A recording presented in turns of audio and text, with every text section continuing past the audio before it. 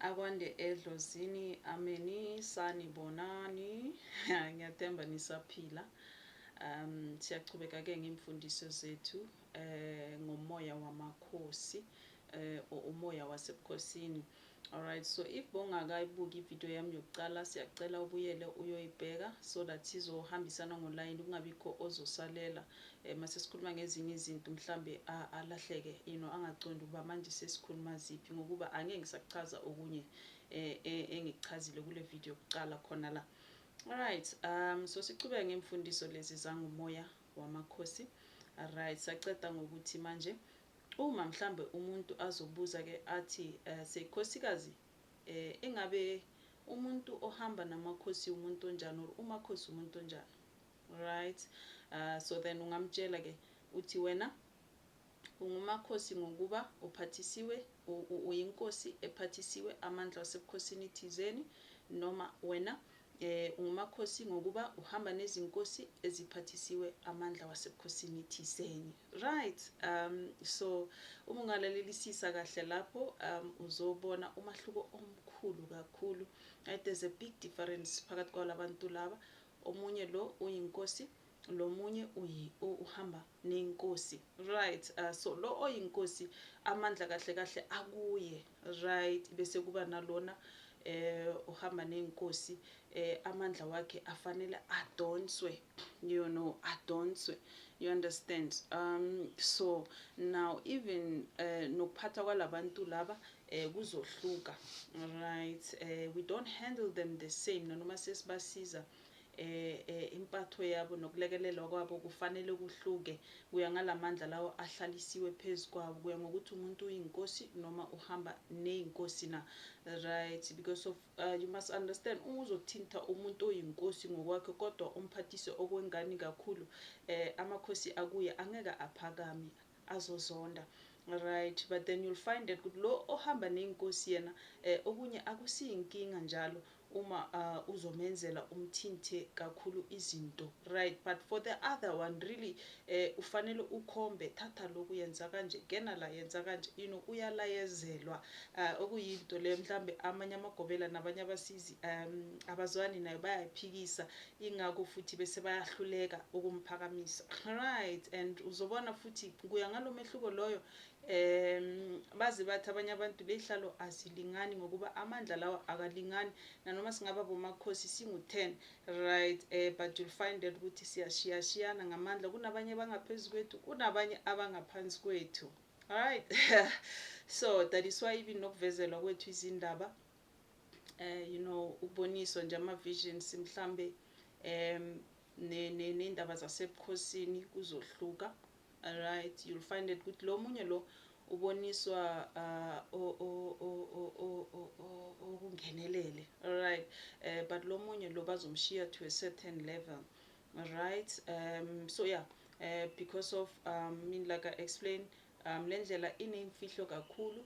Right, yes, and inemfihlo kanjalo inama levels. Right, into ngizama ukuyichaza manje, just like esikolweni kunabanye bazonikezwa nje kuphela umsebenzi wase primary school, kube nabanye bazonikezwa umsebenzi wase high school, even up to a tertiary. You understand, because of loko bakulungele. Right, that's how it is. Okay, and so that is why even nokukhula kwalabantwana laba nokuphila kwabo angeke kuze kufane, kuya ngamakhosi abangenile, amakhosi ahamba nabo, amakhosi abangiwo. Right, kuya ngasebukhosini lobo abahlangana nabo. Right, I did say to you guys, that is why sometimes kubalulekile uma uzothola ukuthi ungumakhosi wena, ufanele uhambe uyofunisisa ngabantu bakho. It's very important, so that uzokwazi ukuphila ngendlela le ebafanele baphile ngayo. Right, or indlela ebafanele. Right, kuya ngaloku okusegazini labo.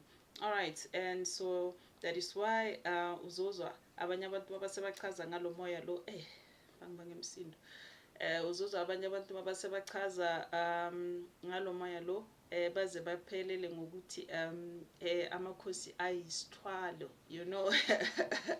They like saying that, to say hayi lezi zinto lezi isithwalo. Alright, uma singayichaza mhlambe singangeneleli ngayo, mhlambe singachazi kabanzi ukuthi isithwalo kuyini.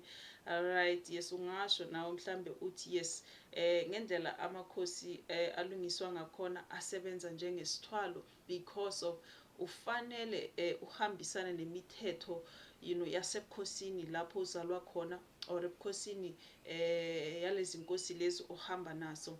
That is why even for some of you ukugcoka kwenu, you know, even nangendlela kufanele niziphathe ngayo, abanye, some of you, yes, nifanele nize nibe nezinto ezingajwayelekanga emzimbeni, you know, mhlambe ezogceka kufana nokuthi mhlambe angeke wena umane uthwale izinwele ezithize, bazokutshela ukuthi no, wena inwele ofanele ube nazo uhlale unazo ilezi.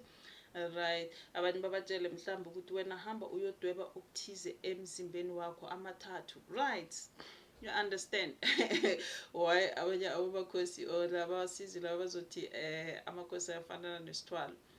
Right, yeah, but I will not go deeper into that now, but in the next video sizobe sichaza kabanzi ngesithwalo.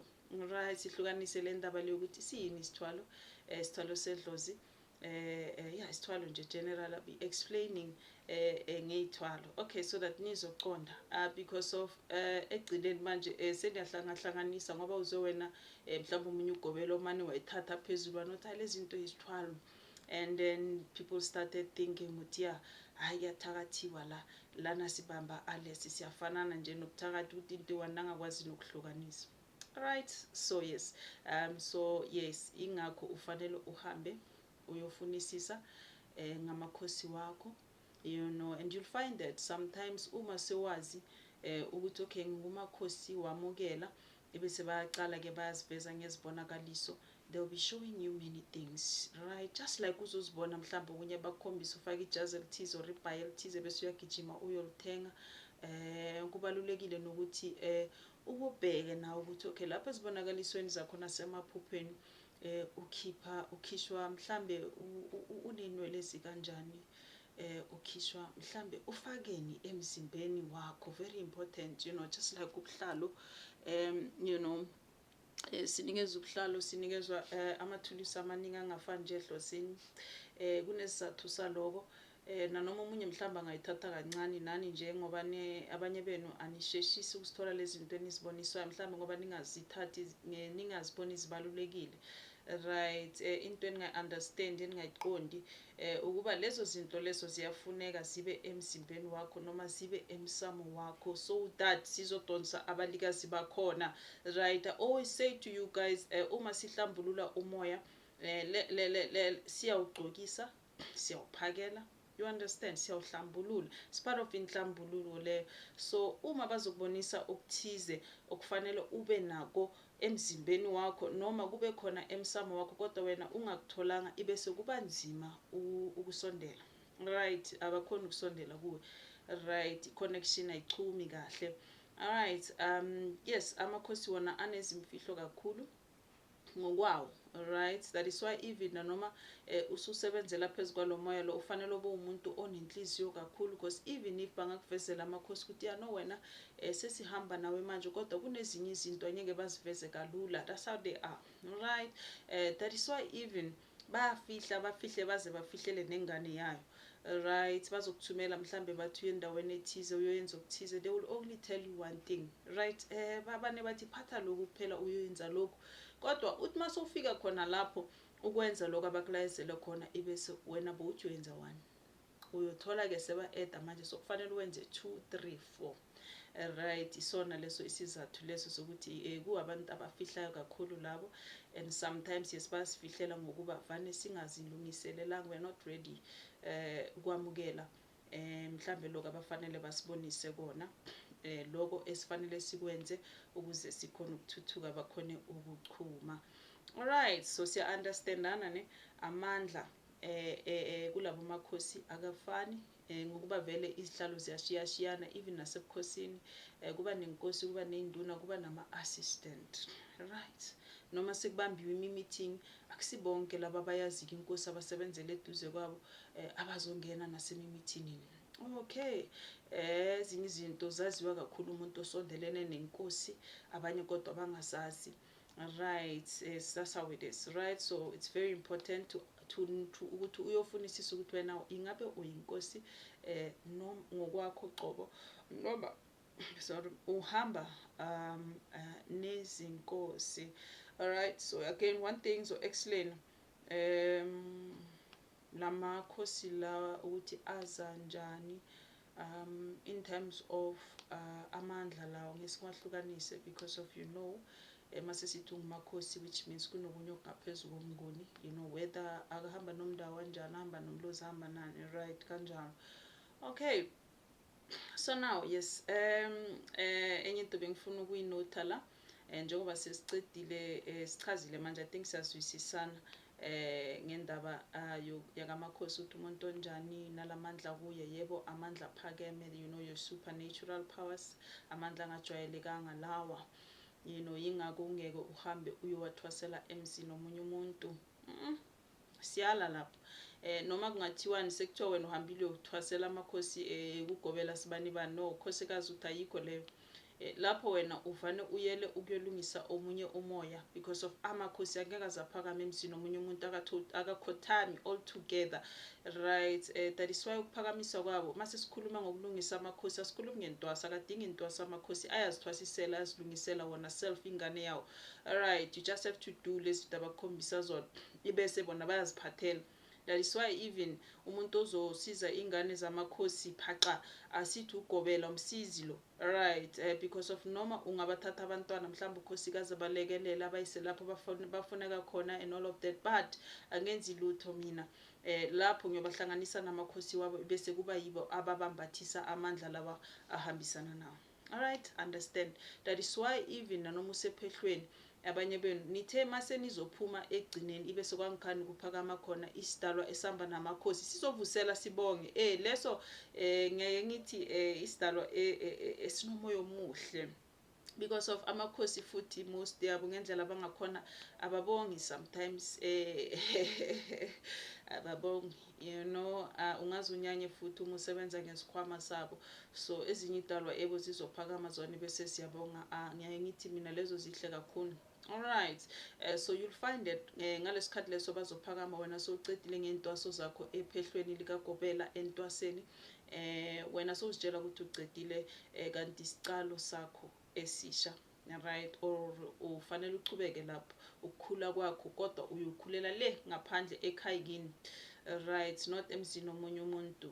Alright, the reason why I was still explaining now to say that is why singathi siyathwasa, no, ahambisana nentwaso amakhosi.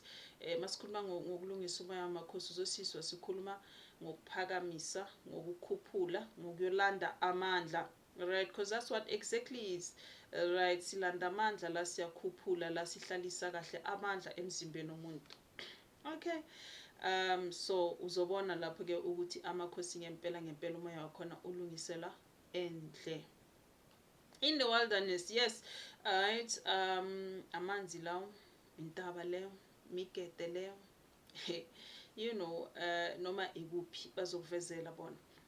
Ilapho oyobalungisela khona, ilapho abalungiseleleka khona, because of ukuya kwakho kulezo zindawo lezo. I know abanye mhlambe nanoma usengakaboni lutho wena uthi uziyele lapha ngoba bathi uyophakamisa iladi, ngoba bathi uyowenza okuthize, awubaboni, awubezwa, usengakakhona ukuxhumana kahle nomoya, right? Ibese wena ubona ngathi mhlambe boyokwenza lokho kuphela kanti nobavelile bakuthinta kwabakhona abakulengisayo emzimbeni wakho. Abanye abantu baze bathi labantu bazokuthwasisa emaphupheni, right? They mean exactly that.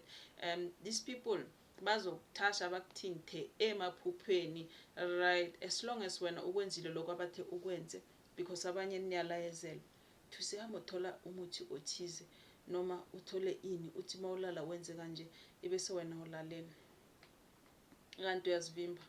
Ufanele ukwenze lokho, right? So that bazokhona ukusondela benze lo msebenzi loyo ofunekayo emzimbeni wakho. Okay, so now yeah, nibozenza lezi zinto eniboniswa zona right. Never mind ukuthi uzothi masokwenzile lokho mhlambe bangasabuyi bazochaza ukuthi no, siyabonga sibonile ukwenzile lokhu, sibuyile sakwenza okuthize. Because as I said, labantu banamakhanda aqinile akhulu, bakhulu kakhulu, banjalo abantu abadala, abakhulumi kakhulu, ungazuthi abekho kanti bakhona, expect ukuthi mhlambe bazabuya bazothi wenze kahle mntwanethu kase wagcina. Not all of them, especially laba abadala kakhulu banamakhanda aqinile. Alright, so yeah, that's what it is. Ufanele wena namanzi nasendle izintaba lezo nigede nibe kanje friends. Alright, and yes, ingakho futhi kubalulekile ukukhetha ukuthi wena uzophila nabo bani. Ilento le yesingisi mabase bayibeka, but you need to be at the right place, with the right people at the right time, so that bazokhona ukusondela abantu bakho. Otherwise angeke basondele, ngoba nina abanye futhi nihamba nabantu bezinhliziyo ezimbi. Uma sebangabona lento ehlaliswe phezu kwakho noma amandla la ufanele wamukele, bazokuvala. Abanye baze bafunde nama-tricks wasekini. Seniyile lapha Amakhosi anithumele ukuthi nolungisa ini wena nomsizi wakho, bese nakusasa uyazibuyelela ayedwa ayozenzela zakhe-ke, ebese athathe amandla wakho, athathe isibusiso sakho, ngoba wena awazi, usesemncane. Alright, yes, kuyenzeka lokho. Okay, so yes, injalo, be with the right people. Alright, and uhambe izindawo ezifanele. Ufanele ubuke mana ukuthi kahle kahle mina yini le ngiboniswa kakhulu, izintabo ramanzori yini, ulalele futhi uwo mntwana othumekayo, lezi zinto abathi uzenze, and then uzobona iprogress empilweni yakho, uzobona lo moya lokuchuma kancane kancane uze ukusebenzela, amandla wakho uwabone. Understand? Inhlambuluko leyo yomntwana Amakhosi iyenzeka ekhaya ngokulayezelwa ngamaphupho, ngiyibonakaliso. Sometimes you have visions, and sometimes kunovela umuntu nje ungazi ukuthi ubuyaphi, nje nokutshela into nje esithubeni, kodwa uyizwe na lento iyaphila manje, ungathi hambelana nami nale nkinga engibhekene nami, uthi masowuyenzile kube khona lapho uchacheka khona, ulunga khona. That is why we would even say, uma umntwana onamakhosi sekasondela athi ngiyacela khosikazi ngisize, ngifuna ukuchumisa amakhosi wami, ibese lo mntwana sizomcala ngenhlambuluko. Right, asithi iya uyothwasa, siyamhlambulula.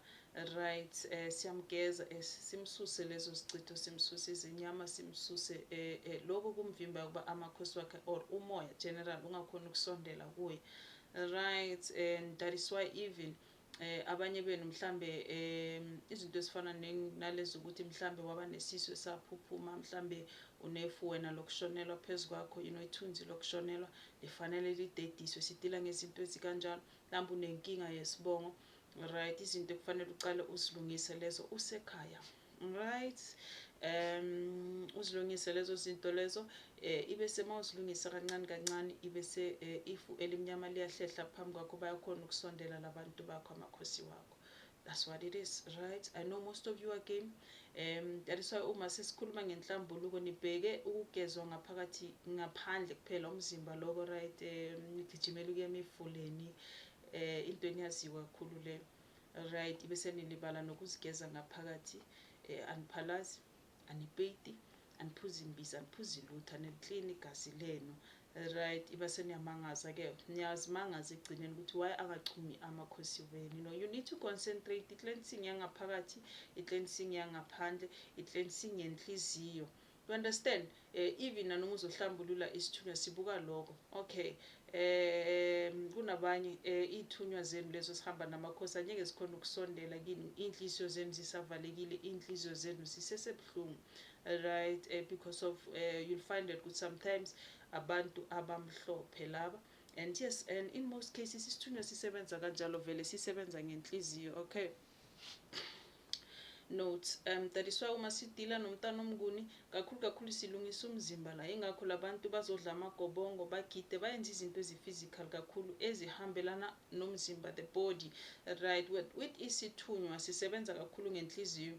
That is why umuntu sometimes nanoma usengakaqala ukumhlambulula ngezinto ezifana njengamanzi neyiwasho nanani nemikhuleko kanjalo, kodwa uma uqale wamdiliza lokho kusenhlizweni, ibese umuntu sekaqala uyahayiza manje sokukhuluma isithunywa seziyachumile.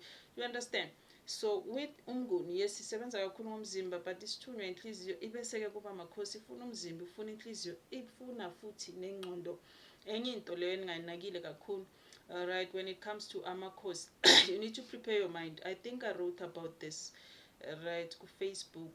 Mhlawumbe abanye aniyithathelanga kokutu, serious, but it's very important uma uzosebenza ngamakhosi to clear your mind, prepare your mind, open your mind, think out of the box, get rid of imicabangonyana le eminye engasile sakhuliswa ngayo, to say loku ku-wrong, loku ku-right, because of you'll find that with sometimes when the reason why amakhosi wakho angakhona ukusondela kuwe ingoba lezi zinto abafanele bazokutshela zona wena wazi kubusathane, especially amakhosi amakhulu, ebese uzothukwa ugcina ungasazenzanga lezo zinto, kwazi bani ubulale inhliziyo ufe khona lapho. Alright, so yeah, asishiyeni lapho. I think niya-understand manje, right, ngamakhosi. Yes, I think sokune-clarity manje. Umuntu mhlambe buyela, go back to your drawing board, ubuke ukuthi akhona amaphupho na. Uma angekho amaphupho kushuthi udinga inhlambuluko, hamba uyofuna usizo for inhlambuluko, so that amaphupho wakho azovuleka, ngokuba iwona owadingayo ukuze uhlambulule lamakhosi akuwo. Iwona esiwadingayo amaphupho, sisebenzela phezu kwayo uma sisiza ingane enamakhosi. Asidingi okunye, sidinga amaphupho, unless sekakhulile umntwana uzoba nama-visions, because it needs to get to that point. Ingaphelele emaphuphweni kuphela, right? Ufanele manje sewunamaphupho, sewenza izinto, sowuqale-ke uzwe ama-visions. You must have visions, ube uboniswe, and also uze ubezwe bakhuluma kuwe, because of amakhosi, they are very outspoken uma sowukhulile. Right, lapho siwabona ukuthi no manje sekasebenza achumile ngempela, sizozwa sowusitshela indaba ephelele. Amakhosi kwathiwa ngihambe ngempumalanga edamini elikanje, ngiphathe okanje, ngigcoke kanje, ife ngenze kanje. Understand? Amen. Ngiyabonga.